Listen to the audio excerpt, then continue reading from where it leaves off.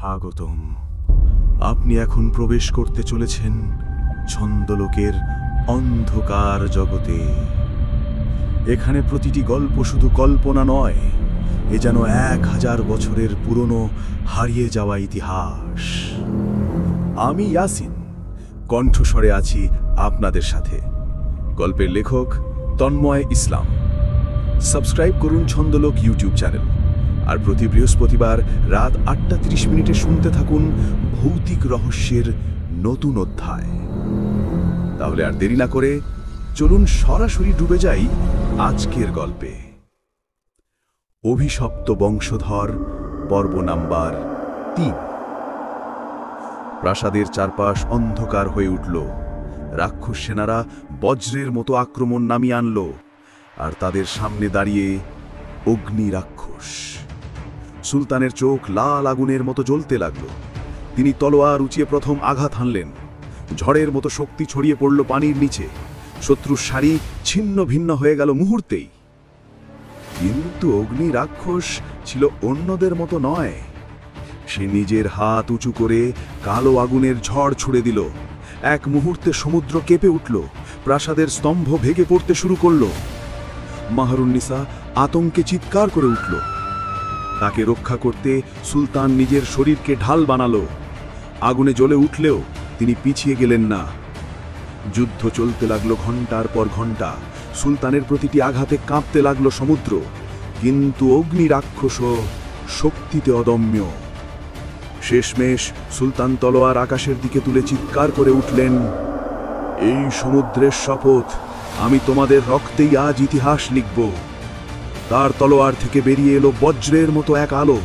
সে আলো ভেদ করে গেল অগ্নি রাক্ষসের বুক। এক প্রচণ্ড বিস্ফোরণে সমুদ্র কেঁপে উঠল। রাক্ষসদের সেনারা ছত্রভঙ্গ হয়ে পালিয়ে গেল। অগ্নি রাক্ষস রক্ত ঝরিয়ে চিৎকার করে বলল, এ লড়াই শেষ নয়, মানবী তোমার পতনের কারণ হবে। বলেই সে অদৃশ্য হয়ে গেল। যুদ্ধ থেমে গেল। প্রাসাদ ভেঙে চুরে গেলেও সুলতান বেঁচে রইলেন। মাহরুন্নিসা ছুটে এসে তার হাত ধরে কাঁদতে লাগল। সুলতান শুধু তাকালেন তার চোখে। মনে হচ্ছিল এই তাকানোতে লুকিয়ে আছে হাজারো ভালোবাসা।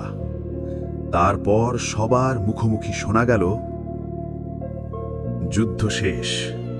শত্রুদের মৃতদেহ ভাসছে সাগরের ঢেউয়ে।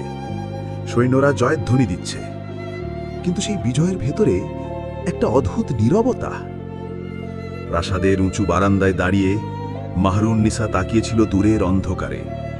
তার চোখে ছিল ভয় আর অজানা অনুভূতির মিশেল। সুলতান ক্লান্ত শরীরে প্রাসাদে ফিরে এলো। মন্ত্রীরা তাকে অভিনন্দন জানালেও এক এক করে তাদের চোখে ফুটে উঠল সংশয়।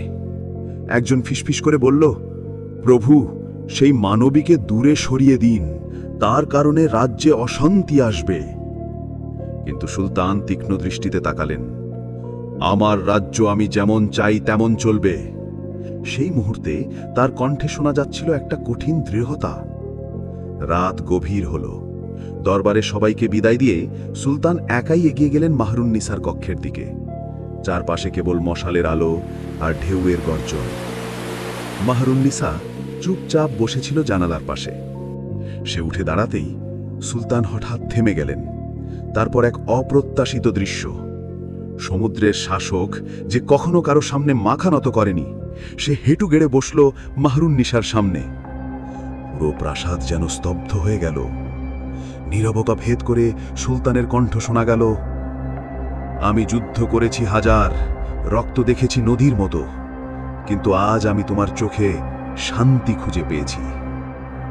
মাহরুন্নিসা, তুমি যদি অনুমতি দাও তাহলে তুমি হবে এই রাজ্যের রানী। শব্দ শেষ হতেই বাতাস যেন থমকে গেল।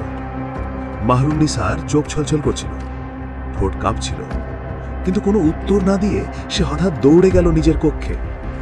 দরজা বন্ধ করে দিল ধুপ করে। সুলতান নীরবে দাঁড়িয়ে রইলেন।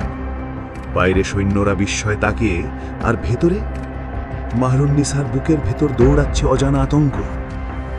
কিন্তু ঠিক তখনই তার জানালার বাইরে অন্ধকারে দেখা গেল এক ছায়া। ছায়াটি ধীরে ধীরে ফিসফিস করে উঠল, মানবী রানীকে তোমরা যতই লুকাও, তার ভেতরে যা লুকিয়ে আছে একদিন সব প্রকাশ পাবে। এখানেই শেষ হলো ৬ষ্ঠ অধ্যায়। সুলতান হাঁটু গেড়ে দিলেন বিয়ের প্রস্তাব, কিন্তু মাহরুন্নেসার কক্ষের বাইরে দাঁড়িয়ে আছে এক অজানা ছায়া। সে কে? বন্ধু নাকি ভয়ঙ্কর শত্রু? আর সত্যি কি মাহরুন্নেসার ভেতরে লুকিয়ে আছে অজানা শক্তি? সব জানতে হলে অপেক্ষা করুন আগামী বৃহস্পতিবার রাত ৮টা ৩০ মিনিটে। ততক্ষণে সাবস্ক্রাইব করে পাশে থাকুন ছন্দলোকের অন্ধকার জগতে। আমি ইয়াসিন, কণ্ঠস্বরে আছি আপনাদের সাথে। গল্পের লেখক তন্ময় ইসলাম।